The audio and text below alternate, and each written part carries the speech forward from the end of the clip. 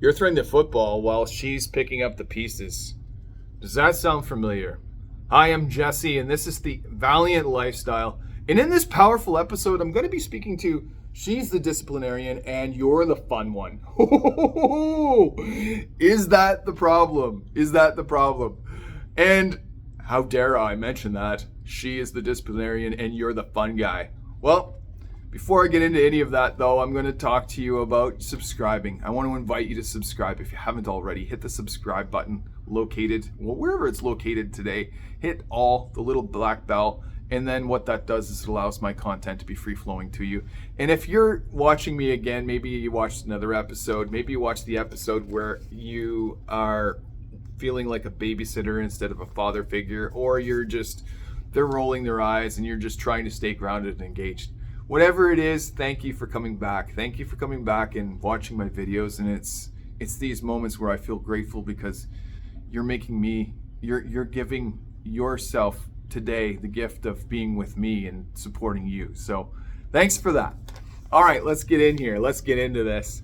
Play without undermining. Play without undermining. Fun isn't bad unless it erodes the structure. So the structure of the communication, the expectation of what that is, the expectation that is clear in your communication with your wife. All right, so I'm going to go out and play with the kids.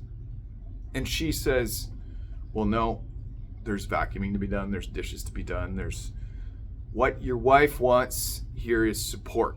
What she needs is support, and she needs to know that you've got her and you've got this covered. And what I find in this scenario that I do is I am a man of integrity wherein I will support the in-between moments. So dishes, for instance, cleaning on the go, picking up things throughout the house that would normally be piled up at the end of the week. And it's like a continual cleaning, a continual organizing and tidying things so that there's not this big ménage of things to do at the end, or mélange, mix. That helps a lot. That helps a lot to earn me moments with the kids so that I can go do these things.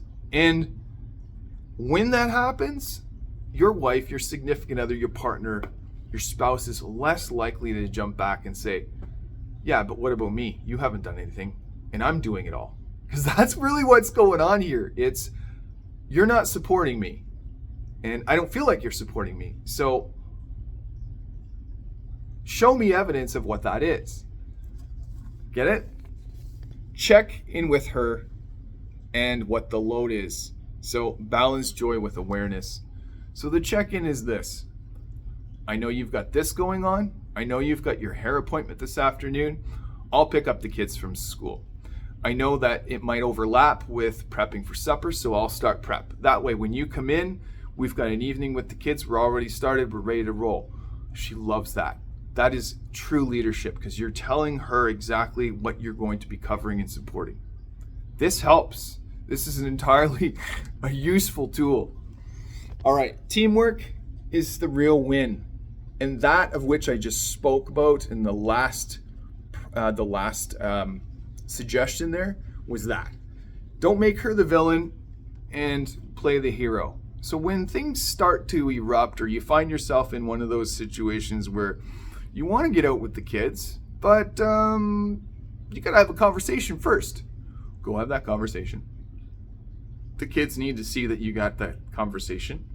They also need to see that you come out as a united front, or even if you can't come out as a united front, that you don't put that on them, meaning that, oh, your mother, oh, your stepmother again, I can't believe it. You can't come out grumbling.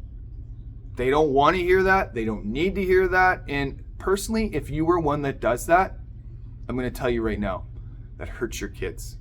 It hurts your kids in this way because they start to build resentment.